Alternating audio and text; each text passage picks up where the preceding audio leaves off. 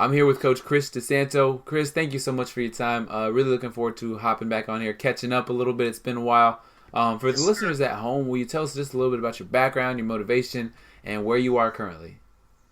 Yeah, man. Okay, absolutely. So, like you said, Coach Chris DeSanto. I'm currently the assistant strength and conditioning coach at Lincoln Memorial University, a small Division II school in the mountains, really, of Tennessee, Harrogate, the bustling town of Harrogate, Tennessee, right? Cumberland Gap. Yeah. My role here right now, I'm working with both men's and women's soccer programs, men's and women's lacrosse, as well as our softball program here. And I also spearhead the development and mentorship of our graduate assistant coaches. So, it's been phenomenal. Full disclaimer for everyone out there. Yes, I got ADD, so I apologize in advance for my mannerisms, my scatterbrain. I might hop into some stories, but, I'm excited. I'm very blessed that you had me on, and I'm hoping that everyone, can take something out of what I'm talking about and kind of apply it. So I'm very excited. When it comes to, I think it's important, when it comes to my motivation, what really drives me, looking at kind of my 4 pillars, right? I think it's important to have things that you can stand on that can keep you grounded. For me, really, the first one is relationships, right? I'm fortunate and blessed to have, I think, one of the best support systems in the world, family, friends, guys that have been behind me since the jump. 2 is kind of mindset and vision, right? I think, it's important to know where you want to go, where you want to be, things you want to accomplish, as well as, I think, the third one, action, right?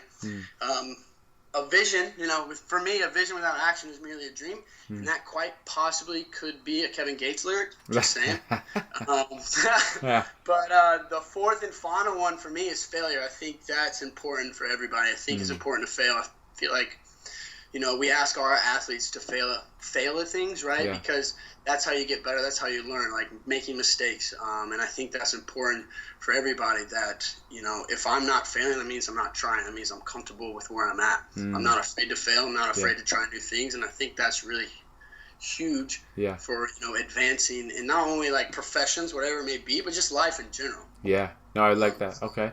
And so those are kind of the 4 things that I really, along with, your coaching principles, I guess you could say, those are huge for me. Those are things I hang my hat on every day. And I think it would be important for everyone to have that. In regards to kind of, we can fast forward a little bit here. I was raised in the suburbs of Greensboro, North Carolina. A lot of coaches in this field. Grew up playing a lot of sports. Huge sports fan. I'm a huge Carolina Panther fan, unfortunately, right now. But, it's a tough time. We're going to fix it. Don't worry. Played a bunch of sports, like I said. The one that stuck was soccer. That's the one that really stuck for me. I was fortunate to attend a Division II school, kind of in your neck of the woods, right? Lee's McRae College. Shout out North Carolina, right? Hell yeah, let's go. Yep. But, was fortunate to play 4 years of soccer. There was no secret that I probably wasn't the best student, right? But I worked my tail off in everything I do. And it's kind of like a David Goggins attitude, so to speak, right? Accepting your weaknesses, right, while, actively trying to improve them and then really hold on to your strengths. I always wanted to be a coach. Going into, my whole gear was to be a collegiate soccer coach. That's what I went to school for. I kind of was like, that's where we're going to be, right? So I always had a passion for coaching and helping people improve. But as, fast forward really to my senior year, it kind of materialized into something more, right? It just wasn't really tripping my trigger as much as it should. So I was really lost at that point, but went home. My senior year, went home for Christmas break. Was at the local YMCA, saw some personal trainers doing their thing. I was like, I could do that. That looks fun. That's right down my alley of fitness, being active, right? Supporting, like not being behind a desk or an office. So, went back to school, kind of started doing my research, right? And then I come across this thing, strength and conditioning, right? I'm thinking, holy crap. And a lot of people say this, like, you can get paid to do this, like, you can get paid to work with athletes to help them accomplish their goals. And, I might have been thinking sort of a selfish reason because it's cool, right? You're working with athletes, you're in that, it wasn't kind of the idea of making impacts yet. Yeah. It was more along the lines of, this is awesome, this looks cool, I think I could do it, right? So at that point, I was full-heartedly committed to that. Yeah. Everything I was doing was trying to get in that. And bear in mind, I don't have any previous experience. My degree is sports admin. I changed my degree probably 4 times. So I'm sitting talking to myself, okay, well, you're behind the 8 ball. You got to figure out something to do. Like, you got to get your foot in the door somehow. So that's looking, and for me, it was 3 months left. I'm like, I gotta try and find a GA route. Yeah. Right. I gotta try and find an internship, find something that can get my foot in the door. Unfortunately, my GRE scores weren't good enough. Yeah. No real experience, so no one was really giving me a shot. Yeah. Fast forward a little bit more, so I graduated college, ended up getting a minor in sports science, which I hang my hat on because I probably changed my degree 4 times, like I said. Yeah. So that's great. We're ended up with that. But, the dream just wasn't happening, right? Things weren't falling into place like I needed them to. So I go home, live with my parents. Yeah. You name it, I probably worked it, right? Yeah. I probably had about 10 different jobs while I was home for about a month at 10 span. You name it. I was working at a sporting goods store. I was doing club soccer coaching, doing speed and agility sessions with youth. I was working construction. Yeah. My uncle's pool company. Yeah. I mean, anything to just try and make money, and then at the same time, adamantly trying to find an internship or something, shadowing at the very least. Yeah. And really, my first job in the fitness industry was like a glorified janitor, right? Yeah. I was fortunate enough about a few months later to get a shadowing opportunity. It was only once a week, but it was something by a coach named Blaze Thompson, prolific player. It was a private sector gig. He gave me a chance and just to come in once a week because that's all I really could do with my schedule. Yeah. And, ran with it. And that was my first taste, kind of just looking into things and how they're done and how he manages basic concepts because at that point I'm still learning. Yeah. So now what were you thinking during this time, right, of being back home and being in this unfavorable situation, if you will? What was going through your mind? Oh man. The back of my mind is a lot of self-doubt. Yeah. It's crap. I'm going to have to sell insurance for a living, to be honest. That's obviously I have my support system, but when you get a lot of no's, right, it's pretty tough. It's pretty tough to stay true to yourself and believe in yourself. But, it's funny how things work out. I'll share a quick little story with you that really one of the stories that really, got me over the hump is I'm working at a sporting goods store, right? Typical day, you get the phone call, someone calls because they need something or they're checking inventory, right? So I answer the phone, and it's actually the head coach of a local high school. And me being me, I'm shooting my shot here. Yeah. So I just gotta shoot the shot. You guys got a strength and conditioning coach? You got someone training your guys? And he goes, we really don't. We chopped it up for a little bit. He said, why don't you come in and speak to me and the AD? And I was like, oh, okay, yeah, absolutely, 100%. And this is kind of right before summer ball started. Long story short, they gave me a chance to volunteer strength and conditioning coach for a local high school. Again, still learning. Didn't really know what I was doing with a team setting, but really rudimentary. Simple things that I knew worked at the time, and really just trying to plug and play and learn and try and seize the opportunity. That's the name of the game, right? Yeah. I'm an opportunity creator, so if I see one, we're gonna try and do it. Yeah. After that, my next huge break. To go on this story, so what was your experience in terms of strength and conditioning at Lees McRae? Were you able to go through a program, or what was the program like there? We didn't even have a strength and conditioning coach at the time. Oh, okay. There was no set. We had a weight room that had, it was a box gym, so to speak. Okay. Small school. They didn't have an established strength and conditioning department or anything. Unfortunately, now though they've, they were able to get one, and I think it's been a really huge blessing for that whole sports department. Yeah. But we didn't really have one. It was kind of like a coach, like the sport coach actually, programmed out conditioning, on field stuff. If we had time to go in the weight room, they would they would make something, Yeah. to their best abilities, that kind of thing. That's how it was when I was playing there. Yeah. Okay. But yeah. Okay, so you're at the sporting goods store. You're a volunteer coach. What happens kind of next? Here it is, baby. Here it is. Yeah. My real breakthrough, right? So I was actually let go of my hardscapes company, so working front-end loaders, was actually let go. So, again, that was really my big money maker right there. So, again, it's kind of like, all right, well, there's another blow to what are we going to do, Chris? What are we going to do? And a really good friend of mine talked me into, hey, man, you got to shoot some more emails out. You got to try again. Get your foot in the door. Keep going. And I was like, all right. And next wave goes, and literally the next day I got a phone call from an Ethan Reeve. And at the time he was the director of Wake Forest. And long story short, he gave me my first opportunity in the collegiate field. And really, to sum it all up, I haven't really looked back. Yeah. Okay.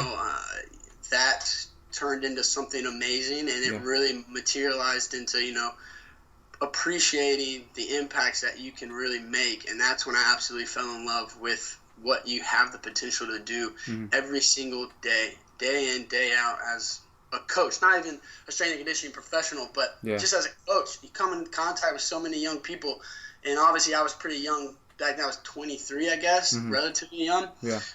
But I appreciated the fact of everything that led up until that moment. Almost a year and a half of just working 10 different jobs and ups and downs. And it's something that I have a chip on my shoulder that I can share to my athletes. Like, I'm a firm believer, if you want something, there's the only thing that's standing in your way is you. That's it. If you truly want something, you have to go out and get it. It might take you a week. It might take you 6 months. It might take you a year. Yeah. But adamantly try, again, your vision. That goes back to my, pillars. Yeah. You have a vision, right? Okay, you got to have action, and you're going to fail. Yeah. And you also have to have relationships to keep you going, which my friend told me to, let's go. Do it again. Let's go. Yeah. So, from there, finished the internship there, went to a summer internship with Coach Spurlock at UK.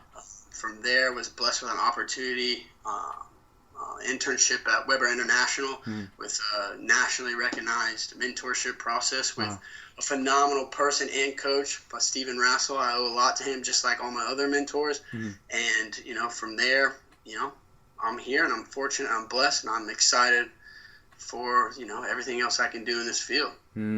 I love it. And that's quite the story. I think it's unfortunately representative of a lot of stories, right? Just unsure of where to go, how to do it. But through all the adversity comes something beautiful, right? Kind of like you alluded to, and here you are now. And so what does success kind of mean to you? What does that look like, and what does that mean to you? Woo. Oh, man. I think that it's almost like it's almost unmeasurable to an extent. Okay. Right? You can look at, if you're talking about strength and conditioning, you can obviously look at numbers, you can look at performance matrix, all that. That's kind of, that's the name of the game, right? You want to improve. But I think it goes deeper within that. Like we said before, everyone says that as a coach. It's all about impacts and what you can do to improve people's lives. It's for me, it goes beyond that. I'm able to look myself in the mirror when I go to sleep, right, every single night, and I can tell myself that you helped somebody get closer to greatness, or you helped put a smile on somebody's face, or you asked somebody how their day was, how their exam was, what's going on in their life, things like that. I think that, to me, is success, right? You can leave your imprint in really any way that you want, but I think at the end of the day, your successes are measured by those around you and their success. I think that for me goes way beyond numbers and PRs and increased performance, whatever the wins, losses, that kind of thing. Yeah. Okay. No, I like that. And then touching back on your 4 pillars, right? And this cool little hashtag that you kind of use on Instagram. Will you explain what Flight Team kind of stands for and what it means to you? Oh, man. I was wondering this question was going to come up. For me, flight team, where do I even start with? I have a group of friends that I grew up with, and it stands for Friends Living Young Together. And it's the mindset of, I'm a big kid at heart, if you can't tell. Right? Everyone that comes around me, strong personality, I'm passionate, like an Energizer bunny. And for me, it's just living life with passion, living life with a smile. It's like I'm a glass half full guy. There's no reason to see negatives in life because there's no point. There's really no point.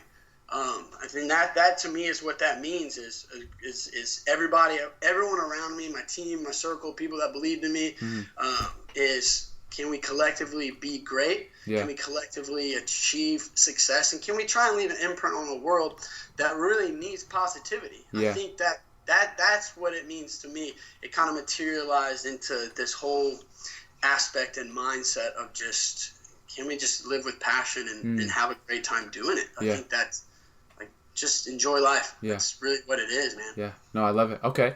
And then moving forward into some of the training, right, and some of the assessment type stuff.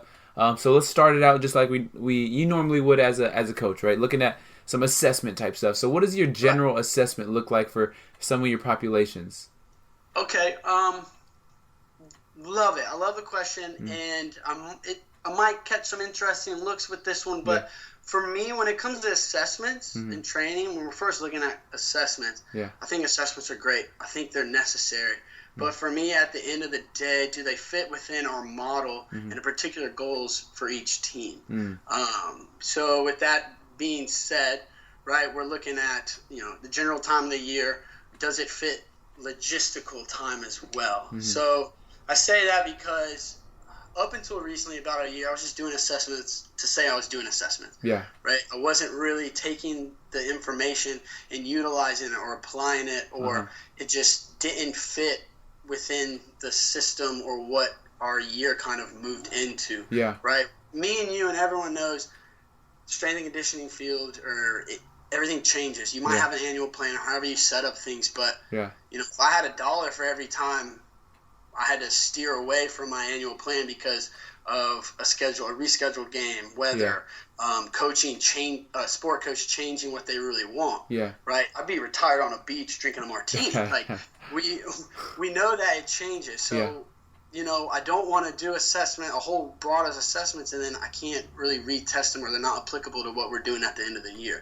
So for me, I've kind of changed into this, like, I'd still do assessments. So let's for example, this year, my men's and women's soccer team, right? They get here early, 2-3 weeks before everyone else arrives. In that time, I have my other staff members with me. So there's 4 of us, right? So I'm going to stick to my big guns here. Where are we going to get the biggest bang for our buck that is we can test again later on without having to worry about my training principles aren't going to change, right? So my training principles really are movement quality over quantity, right? And then the fact that speed kills, power wins, and the big one for me is course king. So what do we do assessment-wise that are going to, attack those? Because those are never going to change. For me, those are never going to change. So we're looking at men's and women's soccer. We did Y balance. We did straight leg, hamstring raise. We did overhead squat. And we also did, what else did we do? We also did various core assessments, right? I had staff to help me with that. I had, 3 people to get, 40-plus players in and out without really jeopardizing their practice time, what we're trying to accomplish in the weight room and on the field. And really, logistically, it worked time-wise. So, again, when we're thinking about my, my men's lacrosse, softball, and women's lacrosse, it's really difficult. That's, and I'm going to be honest with myself. Like, I stepped into this role over halfway through last semester. So it was a really interesting time, and got to be honest with myself, it's the first time I've had this many teams and this many athletes. So for me, I'm thinking depth over width, right? Let's get really good and utilize something, right? And then we can broaden it, maybe come next year. So with my off-season teams, it was just me, right? Their sport coaches have practice plans. I have things that I want to accomplish. So I mixed in kind of assessments within our training, right? So building it into our prep phase or a Yeah. GPP, if you will, right? Tons and tons of tempo, right? Holds, time under tension, things where, we're still training at a high level, but I can analyze a squat pattern with a 10-second hold, just the bar on their back, all right? I can see, okay, where do we need to improve? I can say, hey, fix this. Keep your heels down, core tighter, things like that. I have my clipboard. I'm making notes on plank holds. Yeah. So we just build it all within, a working environment that's structured with what we're trying to do in the weight room. We're still getting work, but at the same time, we're really training intelligently and in a safe manner, but I can still see what's going on at each rack and how my athletes look in positions without jeopardizing time and spending a whole week, right, just doing simple assessments like, a straight leg hammer. That would take up a whole day if I'm just me and 45 guys, right? That'd be a lot, and for me, that's sacrificing. I got sport coaches that want things done, like, let's get after. They want to get after. Yeah. So that kind of makes sense. Yeah, no, I get you. Okay. So now you have your assessment done, right? You've moved forward a little bit on that. What does the general training structure look like? And you can pick a sport or athlete group or just generally speak on that. Okay. Yeah. For me, it's the same thing as my assessments, right? What's the most bang for our buck? Yeah. Right. What are we going to get out of it? What are we going to do? So my general, we're thinking, let's go. We can stick with men's lacrosse, or it doesn't really even matter. So for me, I steer towards kind of my mentors, right? What have I seen? What have I seen them do that works? They've been doing a lot longer than I have, right? They've been doing a lot. What works? What doesn't work? And it's a really big melting pot of different periodization schemes. Yeah. Whether that's 5-3-1, whether that's French contrast, is what do they need in that point of the year that's going to get us to where we need and accomplish our goals. With that said, right, I'm not afraid to try new things, right, as long as it works and it fits within our program. Yeah.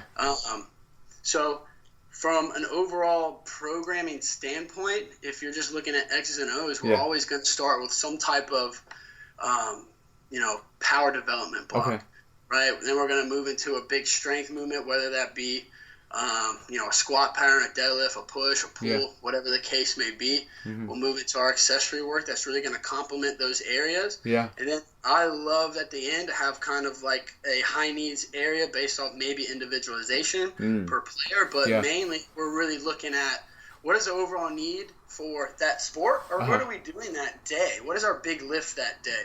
And then, from there, we're just manipulating volume, intensities based off the time of the year. Okay.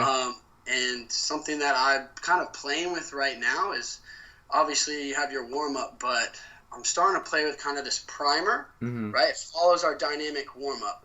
And it kind of goes around based off the concept of micro-dosing. So buzzword there. So our primer, right, follows our dynamic warm-up, and it's typically 3 to 5 movements. Okay. And it's really just what are we doing that day? Yeah. And it's going to get us moving, and really it's almost like an extended warm-up that's going to move us into our first main block. So, for example, if our first tier today is, let's say, a power clean, right? So our primer is always going to have, for me, it's always going to have some type of knee dominant, hip dominant, a pillar core, that being anti-lateral flexion, anti-extension, or anti-rotational, as well as some type of like CNS primer to get us going. Okay. So, for example, if we're doing hang power cleans, our primer is most likely going to look like maybe a some type of hinge, maybe single leg RDL, right? As well as a knee dominant. Maybe we're going to go a glute bridge hold. Yeah. And then some type of core movement, maybe a side plank with a hip lift, or even some type of dead bug series. Okay. And we might even do a kettlebell swing. Yeah. Right? And we'll go 2 rounds of that or 5 minutes.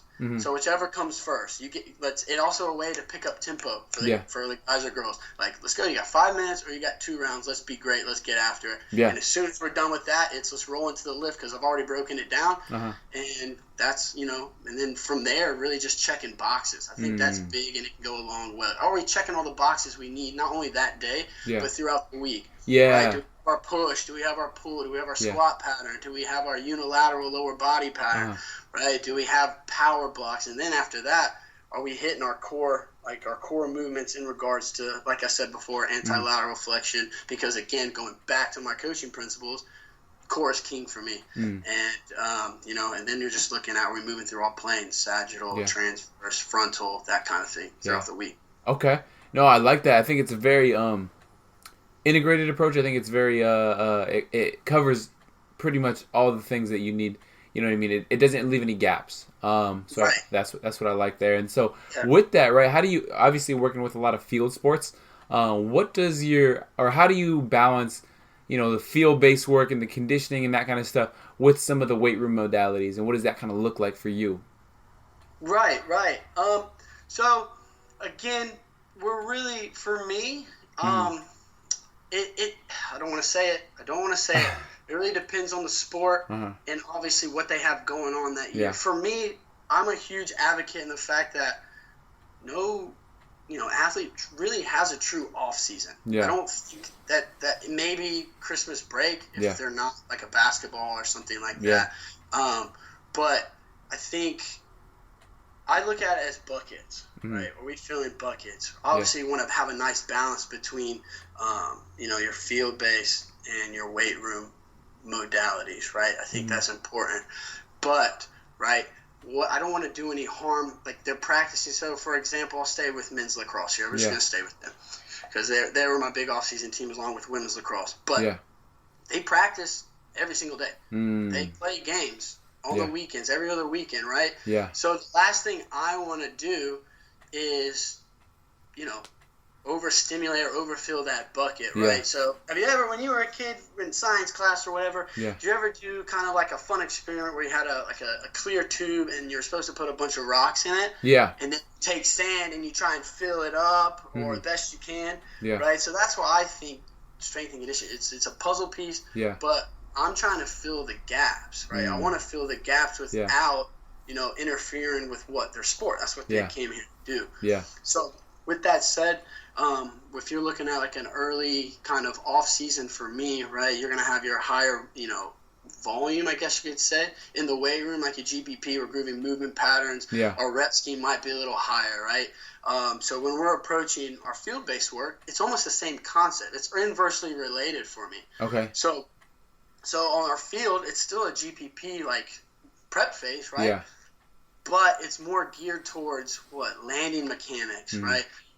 Cutting, how are we changing directions, right? How are we loading, and we're looking at joint angles. You have to be able to absorb force before you release it. I think that goes hand in hand with grooving movement patterns. And obviously as you move through, your off season or whatever phase you're in of the year, right? My weight room intensities or volume, kind of goes down, and the intensities sort of increase. Obviously you wave it based off what we're doing and what our focus is. But then it's the same thing as our off season, as our fall ball continues. Right? They still have an extremely high low of cutting and running in practice. Agreed. But it starts to decrease as their load in practice starts to decrease as they're approaching their whatever the hours they have. And then that's where we can sort of start ramping up our distances, kind of short to long approach, where our snap downs and our plyos and our bounding kind of increase in intensity, to where now it's just kind of, all right, it's my show. Okay, we just laid these huge foundations of how to cut, how to land, how to jump, and then we can really just make it more complex and more intense without having to worry about, okay, they don't have practice right after this, because we had 2 conditioning days with me, but they go to practice right after. So that's something we have to take into consideration. I'm just trying to, lay the foundation, because I know I'm going to have them for 6 weeks at the end. All it's me, where I don't have to worry about sport practice. So let's lay those foundations on the field, in the weight room, right? Tie it all together, and then we can, and then we're pretty much just, it explodes into anything you want to do, where we're clustering shuttle runs. We're going into longer sprints, 30s, 60s, things that, they need come February, because we're hitting the ground running again, ready to rock and roll our first game, 3 weeks after they get back. So we don't have a whole long time to, get after it, so to speak. Yeah, no, I like it. Okay. And so switching gears a little bit into some more kind of leadership, continuing education kind of stuff, right? So you recently became a CSCCA mentor. So what does this kind of mean to you, and what does that mean for kind of your career and also just like your life? Woo. It means I'm just getting started, my friend. Okay. I view it as an incredible opportunity and blessing. I think, you look back, if you're familiar with Jimmy Valvano. I'm not particularly. Okay. Well, I'm a huge NC State fan. So he was the head coach of the basketball program when we won the national title in 1983. But Okay. during his SB speech, he passed away from cancer. In his SB speech, he talked about, what is the meaning of life? And the biggest thing that resonated with me and something that I hold true to my heart again is remembering. He said, you always need to remember where you started, where you are, and where you want to be. So that puts it in perspective. I remember, cleaning toilets at the gym for the first time in a fitness center, right? Yeah. That's where I was. Where I am now, right? I have an opportunity to give back. Yeah. I have an opportunity to invest in others. I always had that opportunity, but now it's sort of kind of like in fruition. Yeah. Right? Your platform has been elevated a little bit, yeah? Yeah, it means that, like I just said, I'm just getting started. It's a blessing, it's an opportunity, and it means the world to me because I can officially, I guess you could say, give back to my GAs. Yeah. And, they're able, come May, they're able to, have an opportunity to take an exam and get a certification that makes them even more marketable to future employer. So I think I'm excited. I'm beyond excited, and we're rocking and rolling in that department. Yeah. Yeah, no, I like it. Okay. And so with that professional development kind of stuff on your end, what does it kind of look like, or what are your suggestions for young coaches in professional development, whether it be certifications or even something as simple as like resumes, cover letters, applications? So the biggest thing that I've learned, and through my experience, is making everything geared towards the job that you're applying for, making it clean, visually appealing. Yeah. Right. Everything's in line. Right. If it comes to a resume, we're keeping that one page. Like, I think that's a big thing, and I know everyone preaches that. Yeah. But you're really just trying to sell yourself, right? You're trying to make yourself as marketable as possible, right? Yeah. Utilize your strengths. Talk about your strengths, right? It's all about opportunity. If you're talking about resume building, like, I want to give RGAs opportunities, right? Yeah. It's all about creating and giving them opportunities because they're not going to learn. And that's what helped me the most is trial by fire necessarily, but giving them an opportunity to take inventory of our, muscle milk, or can we go to the t-shirt shop and develop a new logo or t-shirt? Can we get a hold of our social media page and start doing that? Those are all things that can make you more marketable over somebody else. Because at the end of the day, you're not the only one applying for that job. There's most likely going to be probably 100, Yeah. So what's going to separate you? And I think the only way to, help separate those people is to give them opportunities to separate. And then obviously once they do that, you tell them what they did well, what they didn't do well, how do we fix it, and how do we improve? And then from there, you increase it and you progress what they can do. Yeah. And I think that's it. Like, make sure whatever you put on that resume, whatever you put on the cover letter, it's you. Don't pretend to be somebody else. I think that goes a long way. Be true to yourself and really just show your personality and who you are and a passion. I think that's the biggest thing. And that's what I look in when hiring staff. Yeah. Do you have the potential to grow? Are you passionate about this field? Yeah. Right? Do you want to be in it for the long run? And things like that, I think, go a long ways when you're trying to apply for the next position. I like that. Okay. So moving forward a little bit more, what are some resources that have had a big impact on you, whether it's like a book, a podcast, or something like that? Okay. Kind of on a, not something for me, outside of the X's and O's, strength and conditioning, is John Maxwell, if you've ever heard of him. Yeah. I think he's phenomenal, and he's a big part of my mentorship process when I was at Weber, and I've carried over a lot of the concepts to here at LMU. Okay. Right? From the fact that he is developing the leader within you, Yeah. that's a huge one. He has the mentor's guide to relationships, and then not necessarily his, but kind of the 5 love languages. And I think that, for me, has helped me a lot more than the X's and O's part where, you're diving into, plyometrics or any type of periodization scheme to learn and apply. I think those things because, right, you need to know how to lead people. You need to know how to cultivate leadership within, like, building relationships, right? That's what coaching is about, is, building positive working and professional relationship. And, with the 5 love languages, it's crazy because everyone responds to something differently. Everyone, right? Yeah. Everyone responds to positive, positive, affirmation. Athletes respond to different ways. Like, some of them might need a foot in their butt, right? Yeah. The other ones need an arm around them. Yeah.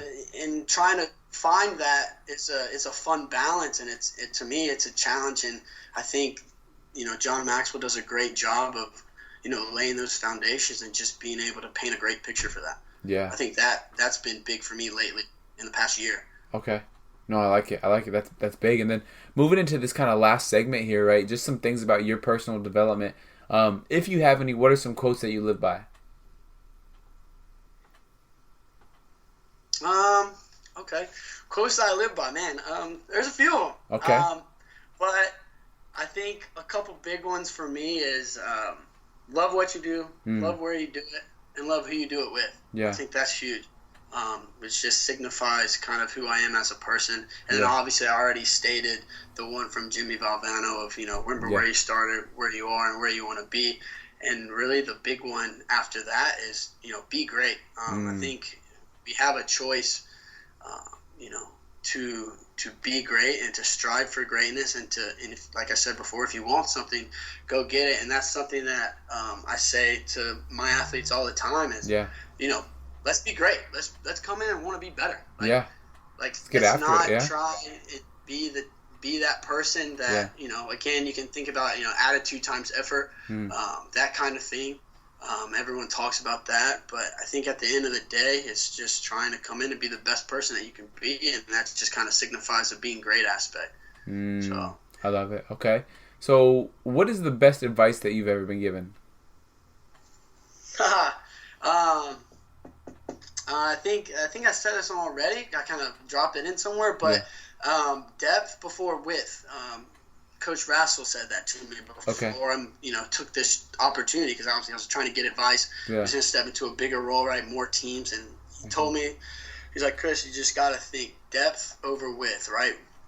Attack something, right? Because me being me, I want everything at once, right? I'm going to take on the world, right? That's just who I am. I want everything at once. And he knew that, and he knows that. So it's kind of like, look, focus on getting something to the closest perfection that you can, and then expand on it. So kind of talking about those assessments, right? Yeah. Being honest with yourself. Don't try and take on too much that you can chew, because then at the end of the day, it's kind of like, all right, well, it's good, but it's not as good as it could be, and if you're fighting too many fronts. So I think it's the best advice I've ever gotten to this point, because it's helped me tremendously here. Yeah. Okay. So in contrast to that, what is the worst advice you've ever been given? I don't know if I've ever gotten bad advice, but I think the one, we're not going to say who said it, but don't get into coaching. That's what they told me. Yeah. So now looking back at it, it's pretty crappy advice, because I don't know what else I'd be doing. I'm really not good at anything else. I thoroughly enjoy this. I think I was born to do this, and that's probably the worst advice I can get, because I can't picture myself doing anything else at this point besides doing what I'm doing right now. No, I hear you. Okay, and then kind of last question on this thing here. What are some projects that you're currently working on, and how can people kind of reach out to you and follow your journey? Okay. I think the big one right now, there's a couple big ones, but obviously continuing to develop our department. Okay. I think we have a lot of room for growth in our department here at LMU. We just started a professional internship program, so now it's me, my director, 2 GAs, and 2 interns. So I think that's a big thing for us, is continuing to develop that, continuing to develop our brand. Yeah. But also I think the big thing right now that I'm really spearheading is the bridging between our strength and conditioning department and our exercise science department. Okay. I think that's something that's massive in our field. It's two identical areas. Can we come together and can we develop together? Yes. Can we bridge together concepts, things like that? Yeah. I was able to give a workshop to the class, a specific class about resume building and cover letter development. Yeah. We've had multiple seniors come into our weight room and do various final projects or experiments that they have been assigned, from a force plate kind of thing to a vertical jump, first step jump, and the next big thing that I can't really indulge in too much, but where next semester one of the professors will be doing kind of like I guess an experiment. We'll be using our men's soccer program, and it's basically kind of a saliva test, saliva. When you're stressed out, like saliva secretes certain hormones and enzymes that can read stress levels. So basically, from what he's told me, and again, I can't divulge too much on it because he's trying to turn it into like a research paper. Yeah. But they'll do a 3x10 of a 10 RM. They'll spit in a cup, and then he'll take it to the lab and read it, because there's all these studies on how like psychological stress affects saliva, but there's nothing on resistance training. So that's something that I'm really excited about, to have the opportunity to be a part of, and again continue to develop that. And then other than that, a huge goal of mine is to start the master's degree. It's something that's been a huge goal of mine, and a project that I'm really gonna focus on, is trying to start that and get a master's degree. But in regards to kind of following me, I'm pretty big on social media. Coach Larry DeSanto 20. Other than that, obviously I'm on Facebook. And then I have Twitter, but again, I'm not huge on Twitter. I'll look at and read things, so I'm not really a big poster on that. I'm really big on Instagram. I'll post personal lifts, team lifts, kind of concepts and things like that. So that's awesome. kind of where right there, social media. Fantastic. Well, Coach, thank you so much for your time. It's been great being able to catch up a little bit, and hear kind of the things you're doing and where you're going. It's always great to be able to share in some of that energy. So once again, thank you for your time, and hopefully we can connect again soon in the future. Hey man, I appreciate it, my friend. I appreciate you having me on and chopping it up with you. It's been great. I enjoyed it, and I'm looking forward to speaking to you soon. Yeah.